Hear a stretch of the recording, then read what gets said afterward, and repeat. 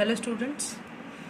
In last video we have started with the chapter strategies of enhancement in food production. We have discussed early concepts of the food production, what is plant breeding, which factors can be assessed for superiority or improvement in the crop, and some historical concepts or those who contributed in the plant breeding techniques. Now today we are going to start with the what actually a plant breeding is, that is a classical plant breeding concepts, and which are the necessary steps in starting with the improvement technique. So next concept in this video is a classical plant breeding, artificial plant breeding, and steps to follow breeding. So basically classical techniques are nothing but the natural techniques of breeding or hybridization, and there are some artificial technique. So we are starting with the classical plant breeding involves plant breeding or also crossing, or also known as hybridization of pure lines. Pure lines means those parents which are having original genetic makeup, followed by artificial selection to produce plants with desirable traits. Traits are nothing but the characters of higher yield, nutrition, and resistance to diseases. So whatever the technique is, whether it is a natural or whether it is artificial, the main aim of that technique is forming that particular variety of the plant by either classical plant breeding or hybridization of pure lines, and by next step of artificial selection to get the plant with desirable characters or desirable traits of higher yield, which would provide higher yield. Next is better nutrition and resistance to diseases. So this is nothing but the aim of a plant breeding. With advancement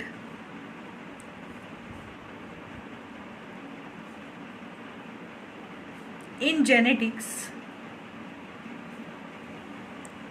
molecular biology,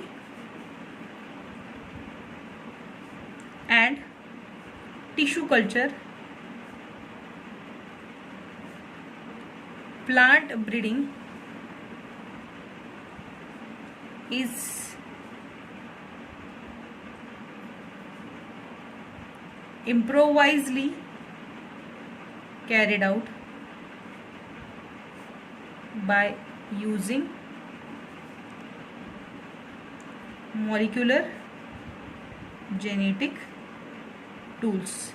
So classical techniques of hybridization and some artificial approaches to that did provided very good varieties, but with advancement in the genetics, molecular biology, and tissue culture, genetics is nothing but the studying the nature of genes available in any species.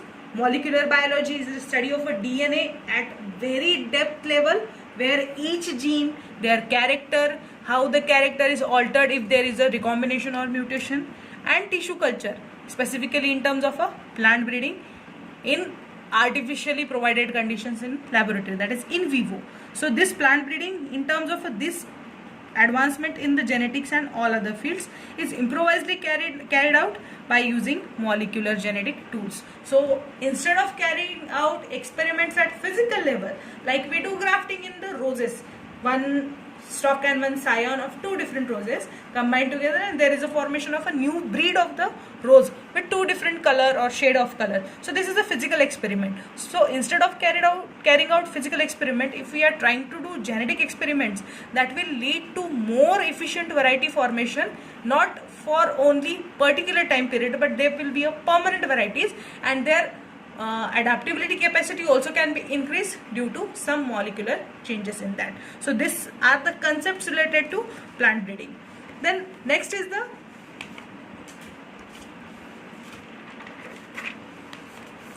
plant breeding should be carried out in a systematic way. It involves following steps. So in terms of a plant breeding, we should follow a basic systematic approach like a experimental setup. So plant breeding should be carried out in systematic way. It involves following steps. First step is collection of variability. To form new, improved or superior quality, basically we need first pure lines, wild species which are cultivated, which are adapted, and they are showing better character already in their original genetic makeup. If such a characters are available, by combining two dominant character or two already superior character, we can make a third highly superior quality of a plant, and that is nothing but variability concept. So if two different varieties are available and that varieties are ready to mix with each other, definitely we will get the very improved variety. So this is nothing but the first step, which is known as collection of variability. Till the time you are not getting various species to study, it is not possible to succeed with the experiment to form a superior species. So in this collection of variability, genetic variability among different varieties should be checked first. Genetic variability among different varieties should be assessed or checked. So collecting the sample of many species or one species with many varieties, assessing them, and then selecting one of that or selecting few of that. So this is the first step. Next is the entire collection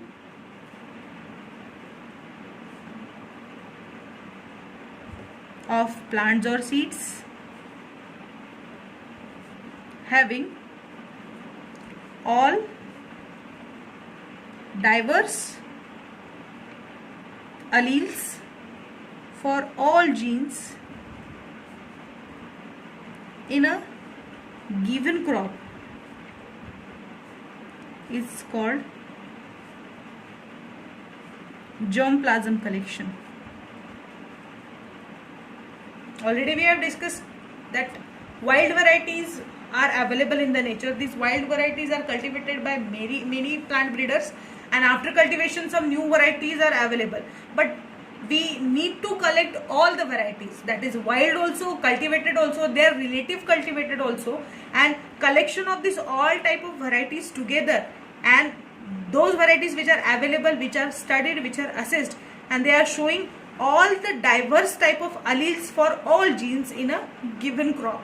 Now allele is nothing but the alternate copy of a gene. We know every plant or every living creature try to maintain diploidy state, that is two sets of a chromosome. So in this two set of chromosome, always one gene is dominant, which is expressive, and second gene is a recessive. So that second recessive gene, which is not expressed but still it is present, that gene is known as allele. So if we are going to study all the entire collection of plants or seeds having all diverse alleles for all genes, so complete set of genes from wild variety, cultivated variety and their relatives is available in a given crop. So we ultimately trying to access with every type of genetic character regarding that species, and that collection is known as germplasm collection. If we have germplasm collection, variety of experiments can be carried out to make improved variety of particular species.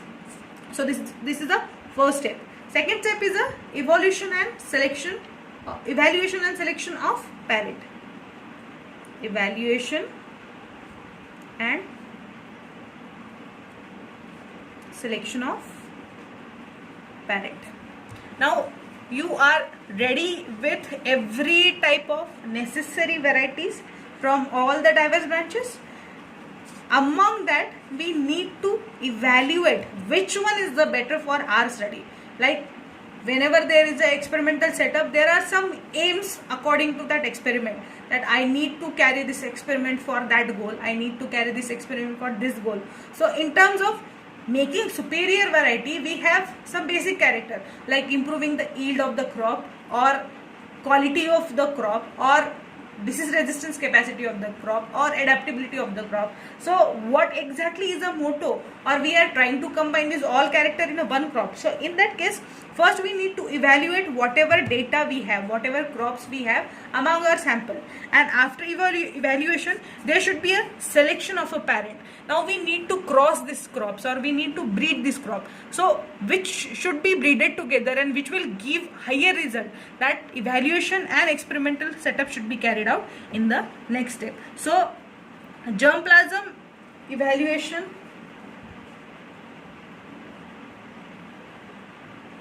germplasm is particularly evaluated so as to identify with the desirable combination of characters.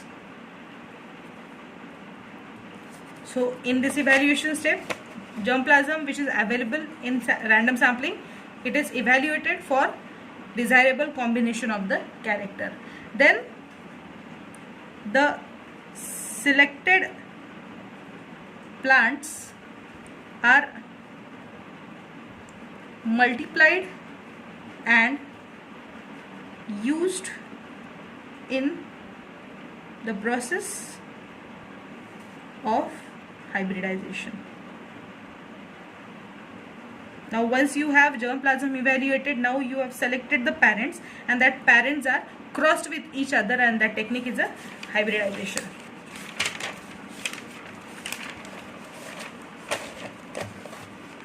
After hybridization, many times pure lines are created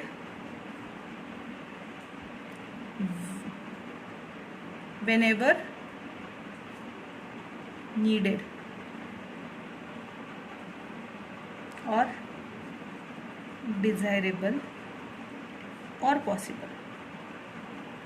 During this experiment, if we are trying to make pure lines, though the motto is making an improvised variety with the genetic recombinations, sometimes we try to keep original genetic makeup for further study. So pure lines are also multiplied in this process wherever possible or wherever needed and it is desirable.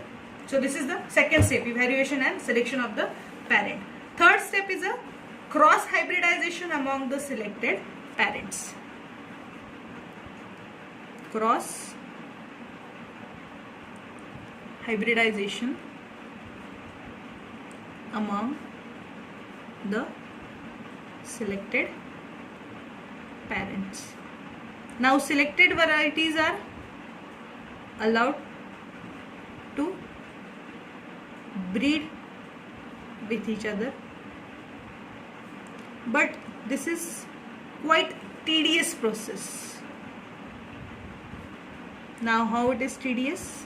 For example, maturation of pollen, then dispersion of pollen, then falling of pollen on the stigma. If the pollen is not mature, definitely there will be no stigma style interaction, there will be no proper genetic recombination between the male and female gamete. So there are n numbers of factors. After carrying thousands of experiments, there is only 0.01% chance to get desirable variety. So in this process we need patience. Basically cross hybridization, for example, if you are crossing two varieties, one is having a better taste and second is having a better resistance capacity, and you are trying to make that variety which should have both the characters at a time, that is better taste and better disease resistance capacity. So after trying thousands of experiments on that both the plants, hardly one among the 1,000 may show both the characters, but there is no compulsion that that character which is available in that plant with both desirable character will be persistent throughout their life. So there may be some modifications in that particular genetic makeup. So in this cross hybridization among the selected parents technique or hybridization process, the patience is one of the important concept throughout the process. Then next one is the selection and testing of superior recombinants. Selection and testing of superior recombinants. After carrying out this cross hybridization experiment, even if the one single result is available, that result is further evaluated, that result is selected, and it is further checked for its superior recombination. That we try to get the result with two different characters, one for test and one for better resistance capacity. So evaluating that superior recombinant, that whether it should have both the capacities at dominant level or both the capacities are available but at very inferior level.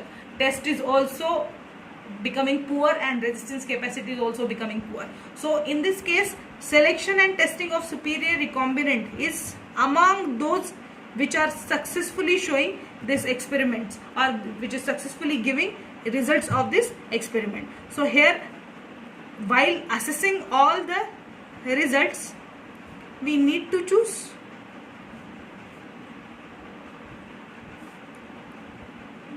better ones for next step.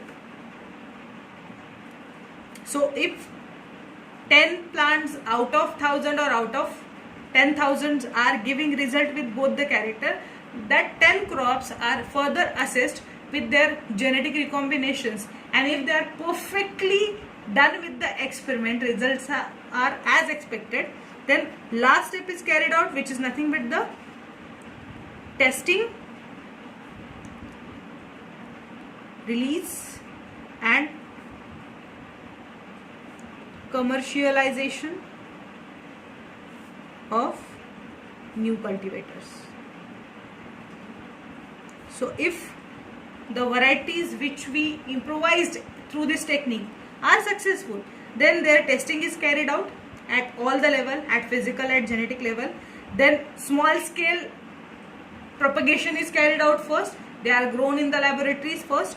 Then their release is dependent upon small scale propagation. If the propagation is successful, then they are released in the market. Their commercialization, that is high scale production, is carried out and they are released into the market or they are sold out in the market in the specific brand names. So these are the steps followed in any type of cross breeding or hybridization technique. But every step is very tedious. Every step needs to carried out very efficiently with a proper care. If any mistake is carried out throughout the experiment, definitely it will lead to the failure of experimental setup.